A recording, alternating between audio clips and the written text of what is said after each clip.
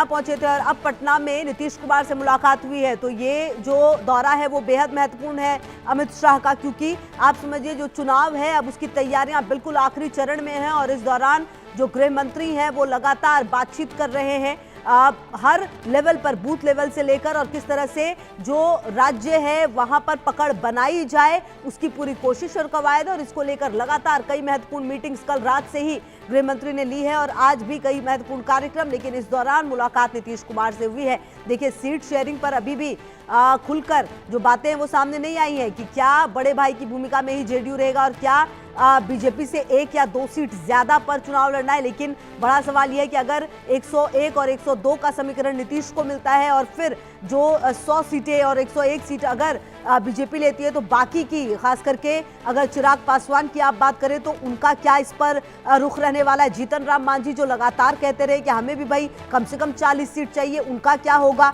और साथ ही साथ उपेंद्र कुशवाहा। तो कुल मिलाकर सीट शेयरिंग पर अभी बात बनी नहीं है और इस बीच नीतीश कुमार के साथ ये मुलाकात बेहद महत्वपूर्ण है।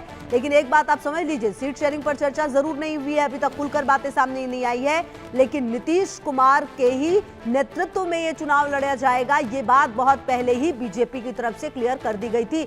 मतलब एनडीए में ये तो साफ है कि नीतीश कुमार ही चेहरा होंगे, लेकिन अभी कौन बड़े भाई की भूमिका में होगा, कौन छोटे भाई की भूमिका में होगा, ये देखना बेहद दिलचस्प है। क्योंकि पिछली बार बीजेपी कम सीटों पर लड़ी जरूर, लेकिन ज्यादा सीटों पर जीतकर बड़े भाई की भूमिका में आई, लेकिन फिर भी मुख्यमंत्री का चेहरा नीतीश कुमार को ही बनाया गया। और इसके बाद जब लोकसभा चुनाव हुए और उस लोकसभा चुनाव में जेडीयू ने 16 सीटें जीती, तो आपको बता दें कि सरकार बनाने में बेहद महत्वपूर्ण भूमिका रही है चंद्रबाबू नायडू की टीडीपी के साथ। तो ऐसे में अब ये मुलाकात बेहद खास। और शैलेंद्र हमारे सहयोगी ज्यादा जानकारी के लिए इसी खबर पर हमारे साथ। शैलेंद्र, मुलाकात हुई है नीतीश कुमार से केंद्रीय गृह मंत्री अमित शाह से, कितनी देर की ये मुलाकात थी, क्या कुछ हुआ है इस मुलाकात में?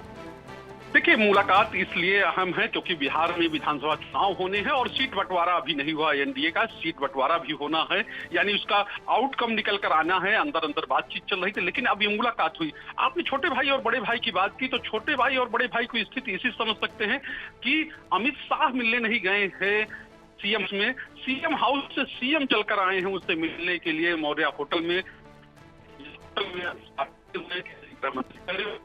वहां कुमार ने मुलाकात की है। तो आप सकते हैं कि आखिर स्थितियां क्या हैं, क्योंकि कुछ ऐसी ही तस्वीर पिछली बार भी दिखी थी, लेकिन उस समय जो तस्वीर आई थी वो तस्वीर ये थी कि सीएम ने भोजन पे, नाश्ते पर बुलाया था केंद्रीय गृह मंत्री को, और वो नाश्ता करने के लिए जो स्टेट गेस्ट हाउस है यानी कि सीएम हाउस के बगल में, उसमें गए थे 2020 में। लेकिन अब की ये बदलाव हुआ है कि सीएम खुद गए हैं। तो आप समझ सकते हैं छोटे भाई और बड़े भाई की भूमिका क्या है, किस तरह की स्थितियां हैं। लेकिन ये मुलाकात इसलिए भी महत्वपूर्ण है क्योंकि साफ तौर पे है कि अब चीजों पर अंतिम मुहर लगनी है। अंतिम मुहर इस तरह से लगनी है कि आखिर जो जेडीयू है, बीजेपी है या उसके सहयोगी हैं, कौन कितनी सीटों पर लड़ेगा, कौन कहां से लड़ेगा, इन सब चीजों पर चर्चा होनी है। कल रात में देर रात जब अमित शाह आए थे तो उन्होंने जो टॉप लीडरशिप है बिहार की बीजेपी की, उससे बातचीत की थी, उससे स्थिति यानी कि ग्राउंड रियलिटी जानी थी, और उसके बाद ये सुबह में मुलाकात हुई है। तो आप समझ सकते हैं कितनी अहम मुलाकात है। और विशेष बात ये है कि ये कहा जा रहा है कि जल्दी ही यानी 1 से 2 सप्ताह के अंदर जो बीजेपी और जो इनके सहयोगी हैं इनकी ओर से भी फाइनल जो है यानी कि जो सीट शेयरिंग का फार्मूला है वो सामने आ सकता है। क्योंकि ये माना जा रहा है कि दिल्ली में जो मंथन होना था, पटना में जो मंथन होना था, वो मंथन लगभग पूरा हो रहा है और बड़े नेताओं को मिलना है, उसकी घोषणा करनी है।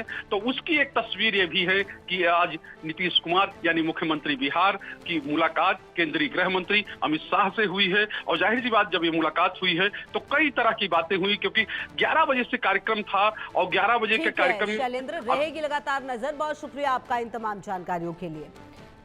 बढ़ते हैं आगे। सऊदी अरब और पाकिस्तान के बीच रक्षा समझौता हुआ है। सऊदी अरब के क्राउन प्रिंस और पाकिस्तानी पीएम ने साइन किया है। मोहम्मद बिन सलमान शहबाज शरीफ ने रक्षा समझौते पर साइन किए। समझौते के तहत एक देश पर हमला दूसरे देश पर भी हमला माना जाएगा। सऊदी और पाकिस्तान के बीच नेटो की तरह सैन्य समझौते पर हस्ताक्षर हुआ है। यह बेहद महत्वपूर्ण है। आपको बता दें कि समझौता हुआ है सऊदी और पाकिस्तान के बीच, नेटो की तरह सैन्य समझौते पर हस्ताक्षर हुआ है सऊदी अरब और पाकिस्तान के बीच। सऊदी अरब के क्राउन प्रिंस और पाकिस्तानी पीएम ने साइन किया। मतलब कि मोहम्मद बिन सलमान और शहबाज शरीफ के बीच साइन हुआ है। इस समझौते के तहत एक देश पर हमला मतलब दूसरे देश पर भी हमला माना जाएगा। आप समझिए कि ये बात पाकिस्तान ने अभी कुछ दिन पहले जब कुछ इस्लामिक देशों की मीटिंग हुई थी तब, जबकि इजराइल ने हमला कर दिया था कतर पर, उसके बाद वो बड़ी मीटिंग हुई थी और उस दौरान पाकिस्तान ने ये बात कही थी कि हमें भी नाटो की तरह एक संगठन बनाना चाहिए। तो क्या ये उसकी शुरुआत है? सऊदी अरब और पाकिस्तान के बीच रक्षा समझौता हुआ है। आपको बता दें कि नाटो की तरह सैन्य समझौते पर हस्ताक्षर।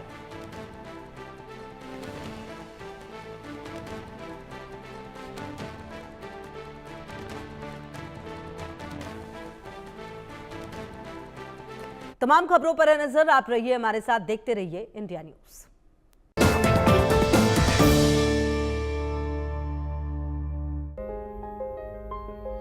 उत्तर प्रदेश की योगी सरकार बिना भेदभाव किए युवाओं को रोजगार मुहैया कराने के लिए मिशन मोड में जुटी है। मई से सितंबर 2025 तक हजारों युवाओं को नौकरी मिल चुकी है। अब तो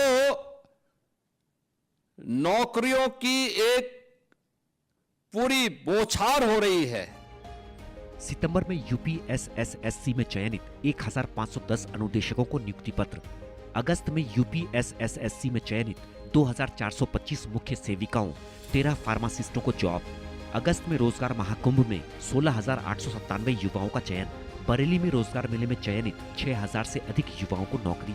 जुलाई में सभी 75 जिलों में रोजगार मेलों में 20,997 युवाओं को नौकरी।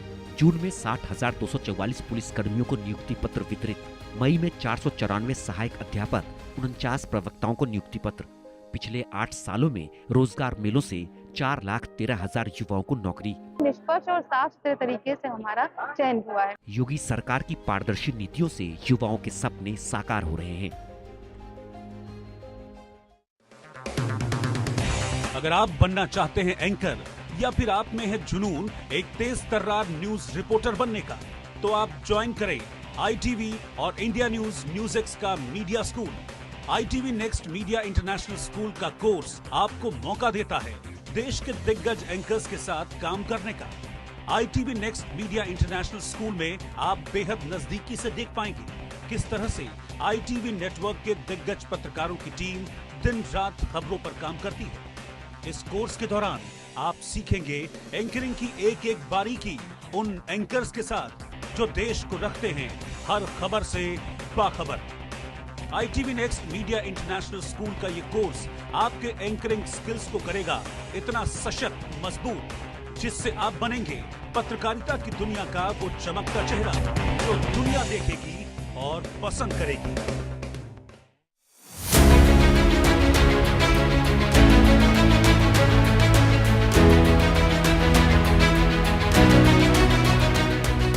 इन साल चोरी नहीं होगा, इन साल तेजस्वी खड़ा है एकदम।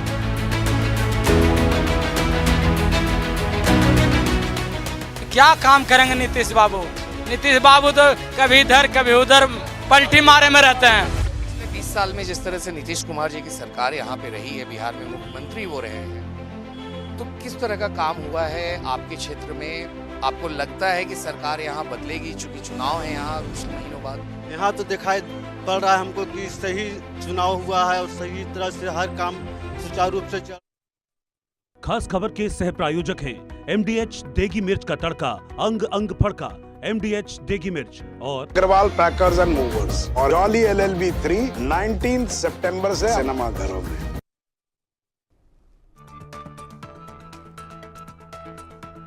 वोट चोरी पर राहुल गांधी का फिर सियासी विस्फोट। कहा ओबीसी अल्पसंख्यक आदिवासियों के वोट काटे जा रहे हैं। चुनाव आयोग और बीजेपी पर मिली भगत के आरोप।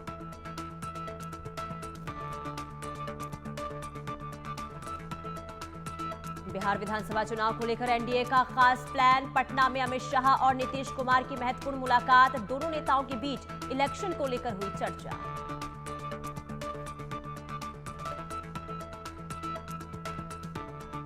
बॉलीवुड एक्ट्रेस दिशा पाटनी के घर फायरिंग मामले में यूपी एसटीएफ का एक्शन। गाजियाबाद में एनकाउंटर के दौरान गोदारा और गोल्डी बराड़ गैंग के 2 बदमाश ढेर। 12 सितंबर को हुई थी फायरिंग।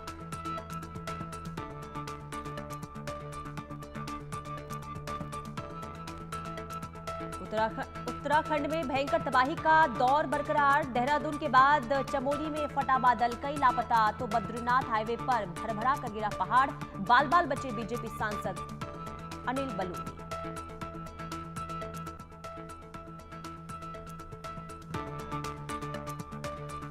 आज वर्ल्ड एथलेटिक्स चैंपियन के फाइनल में भिड़ेंगे भारत पाकिस्तान। पूरी दुनिया भर को फिर बाजुओं का दम दिखाएंगे नीरज चोपड़ा। टोक्यो में दोपहर 3:53 पर शुरू होगा इवेंट।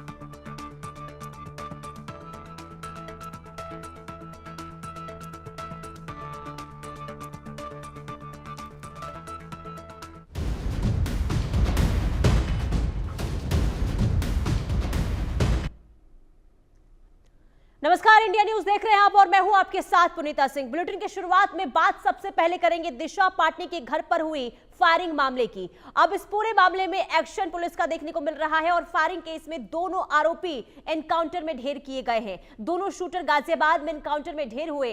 एसटीएफ एसपी वसीम अकरम ने बताया कि दोनों बदमाश हरियाणा के रहने वाले हैं। शूटर रविंद्र रोहतक का रहने वाला था और दूसरा शूटर अरुण सोनीपत का रहने वाला। और शूटर रविंद्र पर हरियाणा में 6 मुकदमे दर्ज हैं। दिल्ली पुलिस के एक जवान को भी गोली लगी है।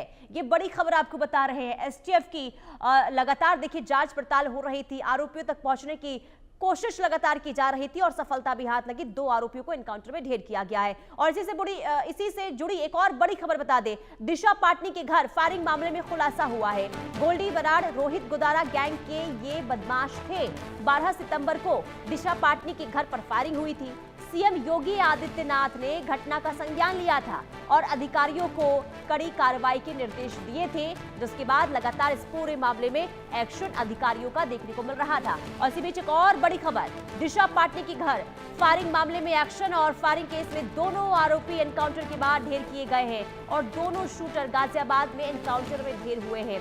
दिशा पाटनी के घर पर फायरिंग मामले में एक्शन और सफलता एसटीएफ के हाथ लगी है और 2 शूटर जिन्होंने 12 सितंबर को दिशा पाटनी के घर पर फायरिंग की थी, दोनों को ही एनकाउंटर में ढेर किया गया है। आपको बता दें कि बदमाश दोनों ही पुलिस पर फायरिंग कर रहे थे और जवाबी फायरिंग में जब पुलिस की तरफ से कार्रवाई की, जिसमें ढेर दोनों ही बदमाश हुए हैं। गोल्डी बराड़ रोहित गोदारा गैंग के ये दोनों ही शूटर्स बताए जा रहे हैं।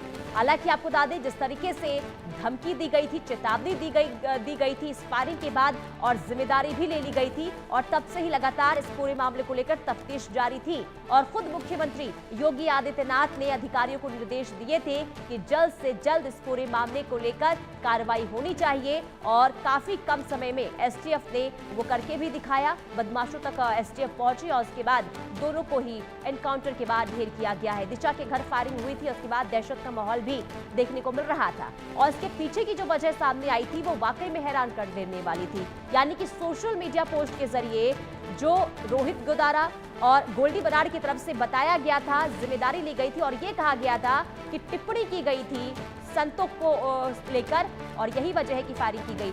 और वर्षा शाही लखनऊ से लाइव जुड़ चुकी है। वर्षा, गाजियाबाद में दोनों ही बदमाश को एनकाउंटर के बाद ढेर किया गया, कैसे एसटीएफ इन बदमाशों तक पहुंची, कैसे पता लगा पाई, पूरी जानकारी दें। 12 सितंबर को दिशा पाटनी के बरेली के घर पर ताबड़तोड़ शूटिंग की गई और जिस तरीके से 2 आरोपियों ने बाहर होकर आते हैं और आने के बाद जब उस जगह पर फायरिंग करते हैं और फायरिंग के बाद वो फरार हो जाते हैं, इसकी जिम्मेदारी गोल्डी बराड़ के गैंग की तरफ से ली गई कि ये शूटिंग उनकी तरफ से की गई थी। लेकिन जिस तरीके से 5 दिन बाद यूपी एसटीएफ और दिल्ली पुलिस के संगठित ज्वाइंट ऑपरेशन के द्वारा इन दोनों आरोपियों को पकड़ा गया और गाजियाबाद में इनको ढेर कर दिया गया। जिस तरीके से यूपी एसटीएफ अमिताभ यश ने साफ कहा कि उत्तर प्रदेश में डर का माहौल बनाने की कोशिश की जा रही थी, जीरो टॉलरेंस की नीति को कहीं ना कहीं टारगेट किया जा रहा था और ये देखा जा रहा था कि इस तरीके की जो संगठित गैंग है वो पहले से भी ऐसे अपराध करती रहती, तो जाहिर सी बात है कि ऐसे अपराध में इनकी तरफ से जब भी टारगेट किया जाता है तो एक डर का माहौल पैदा किया जाता है। इस डर के माहौल कम हो सके और इस सारी चीजों को, जीरो टॉलरेंस की नीति को कम न किया जा सके, इसलिए इस पूरे चैलेंज को यूपीएसटीएफ ने लिया। मुख्यमंत्री योगी आदित्यनाथ ने त्वरित कार्रवाई लेने के लिए अधिकारियों को निर्देश दिया। अब जिस तरीके से पूरी कार्रवाई हो चुकी है, दोनों अपराधियों को ढेर कर दिया गया है और साफ तरीके से बताया गया है कि हम चैलेंज स्वीकार करके इस तरीके के गैंग को इनएक्टिव उत्तर प्रदेश में करेंगे, क्योंकि जिस तरीके से इतना बड़ा संगठित अपराध होता है और चैलेंज दिया जाता है तो जाहिर सी बात है यूपीएसटीएफ ऐसे चैलेंज को एक्सेप्ट भी करती है, फिर उसके बाद आरोपियों को तुरंत ढेर भी करती है। बिल्कुल। और वर्षा, देखिए ये भी लगातार देखने को मिल रहा है कि जो गैंगस्टर्स हैं उनके गुर्गे लगातार किस तरीके से एक्टिव हो रहे हैं और अलग अलग राज्यों में जिस तरीके से ये तमाम घटनाएं सामने आती है, वारदात सामने आती है, वाकई में हैरान कर देने वाली है। लेकिन अगर हम उत्तर प्रदेश की बात करें, यहाँ पर उन गुर्गों के खिलाफ किस तरीके से कार्रवाई देखने को मिल रही है, उन तक पहुंचने के लिए किस तरीके से एक्शन? देखिए, उत्तर प्रदेश में जीरो टॉलरेंस की नीति लागू है। जीरो टॉलरेंस की नीति का मतलब होता है कि अगर कोई भी अपराधी हो उसको सजा जरूर दी जाएगी। और जिस तरीके से इतने बड़े बड़े गैंग एक्टिव होते हैं तो जाहिर सी बात है जब यह अपराध उत्तर प्रदेश की तरफ बढ़ता है तो इस अपराधों को खत्म करने के लिए जीरो टॉलरेंस की नीति और तेज कर दी जाती है। जिस तरीके से ये फायरिंग हुई और फायरिंग होने के बाद एक जो चैलेंज दिया गया यूपीएसटीएफ से लेकर उत्तर प्रदेश सरकार को, तो जाहिर सी बात है ऐसे चैलेंज को मुख्यमंत्री योगी आदित्यनाथ जरूर स्वीकार करते हैं, क्योंकि जीरो टॉलरेंस की नीति में कभी भी उत्तर प्रदेश में अपराधियों को पनपने नहीं दिया जाता। और जिस तरीके से अपराधी पनपते हैं तुरंत जाहिर सी बात है, देखिए जितने भी अपराधी रहे उत्तर प्रदेश के इतिहास में उनको खत्म करना और उसके बाद अपराध को खत्म करना उत्तर प्रदेश लागू किया गया। तो अब जिस तरीके से ये बड़े गैंग लगातार एक्टिव नजर आ रहे थे और इस तरीके के लगातार कार्य कर रहे थे, उसको कहीं ना कहीं खत्म करने के लिए और एक सबक सिखाने के लिए यूपीएसटीएफ और उत्तर प्रदेश सरकार लगातार इस पे काम कर रही है और उत्तर प्रदेश में लगातार अमन चैन बना रहे, इसके लिए जीरो टॉलरेंस की नीति काफी तेज ही लागू है उत्तर प्रदेश। ठीक है वर्षा, आप बने रही है, बड़ी खबर सामने आ रही है, पहले वो दर्शकों को बता दें फिर वापस आपके पास लौटूंगी। बरेली में अभिनेत्री दिशा पाटनी फायरिंग केस में फरार चल रहे 2 शातिर बदमाशों का एनकाउंटर कर दिया गया है और पुलिस को एनकाउंटर साइट से आप बता दें कि ग्लॉक और जिगाना पिस्टल समेत भारी मात्रा में कारतूस बरामद हुए हैं। दोनों आरोपी कुख्यात रोहित गोदारा गोल्डी बराड़ गैंग के सक्रिय सदस्य बताए जा रहे हैं। वहीं इस एनकाउंटर में यूपी पुलिस का यह कहना है कि राज्य में अपराध के लिए कोई जगह नहीं है और ऐसी कार्रवाई आगे भी जारी रहेगी। और जिस पर वर्षा भी हमें जानकारी दे रही थी। वर्षा, देखिए वर्षा के बाद जाएंगे, लेकिन उससे पहले डीएसपी की बाइट सुनवा देते हैं। एसटीएफ डीएसपी हैं, वो क्या कुछ कह रहे हैं, किस तरीके से कार्रवाई हुई है, पहले वो सुन लेते हैं। तो इस सनसनीखेज वारदात के लिए जब इसमें अब सूचना संकलन का कार्य शुरू किया गया, क्योंकि इनका कार्य क्षेत्र हरियाणा और दिल्ली जैसे क्षेत्र में बहुत रहा है, इसलिए इसमें हरियाणा एसटीएफ और काउंटर इंटेलिजेंस यूनिट जो स्पेशल सेल की है उससे भी मदद ली गई। और जब इनकी कई जगह पे लोकेशन आनी शुरू हुई जिसको लगातार ट्रेस किया जा रहा था, सीसीटीवी फुटेज, टेक्निकल एनालिसिस और जो मैनुअल इनपुट आया, तो उससे ये चीज़ इस्टेब्लिश करने में मदद मिली कि जो घर पे फायरिंग करी गई थी उसमें जो रविंदर रोहतक और अरुण सोनीपत का शामिल है। फिर उनको जो ट्रेस करने के लिए संयुक्त रूप से काम शुरू हुआ, तो आज ये सूचना प्राप्त हुई कि ये दिल्ली के रास्ते गाज़ियाबाद से होते हुए कहीं जाने वाले हैं। इस इनपुट पर संयुक्त टीम के द्वारा इनको रोकने का प्रयास किया गया, जिसमें इन्होंने संयुक्त टीम पर फायरिंग शुरू कर दी। इनके पास जिगाना और ग्लॉक जैसे ऑटोमेटेड वेपन मिले हैं, जिससे पुलिस की टीम पे काफ़ी इन्होंने फायरिंग करी। आत्मरक्षा जब कंट्रोल तरीके से पुलिस ने इनका जवाब दिया, तो जिसमें दोनों बदमाशे घायल हुए, जिनको अस्पताल उपचार के लिए ले जाया गया, जहां इनको मृत घोषित कर दिया गया। तो डीएसपी राजकुमार मिश्रा को आप सुन रहे थे, जो ये बता रहे थे किस तरीके से एक्शन प्लान के तहत इन बदमाशों को ढेर किया गया। जवाबी कार्रवाई में, एनकाउंटर में ये ढेर हुए हैं। अब आपको गाजियाबाद से रिपोर्ट दिखाते हैं, जहां पर इन दोनों बदमाशों का एनकाउंटर हुआ है। हमारे संवाददाता अनिल चौधरी की रिपोर्ट देखिए। मशहूर अभिनेत्री दिशा पटानी के घर पर बीते 12 सितंबर को जिस तरीके से फायरिंग की गई थी, उसके बाद से लगातार उत्तर प्रदेश के मुख्यमंत्री लगातार मॉनिटरिंग कर रहे थे। उनकी तरफ से सख्त आदेश दिए गए थे इस केस का जल्द से जल्द वर्कआउट हो, जो भी इसमें लिप्त है उसको जल्द से जल्द गिरफ्तार किया जाए। इसी कड़ी में आज गाजियाबाद के ट्रोनिका सिटी में फिलहाल एनकाउंटर हुआ है। गोल्डी बरार गैंग के जो है मुख्य सदस्य ये जो है बताए गए हैं। ऐसे में जिस तरीके से लगातार इनकी रैकी की जा रही थी, उसके हिसाब से आज यहाँ पर एनकाउंटर देखने को मिला। आप देख सकते हैं किस तरीके से ये पुलिस की गाड़ी है, इसी गाड़ी से पुलिस के अधिकारी यहाँ इसी के अंदर थे और तभी जो है जो बदमाश जो है ये भागने की कोशिश कर रहे थे। गोल्डी बरार गैंग के ये और रोहित गोदरा गैंग के सक्रिय सदस्य ये दोनों बताए गए हैं। ऐसे में 17 सितंबर को यूपी एसटीएफ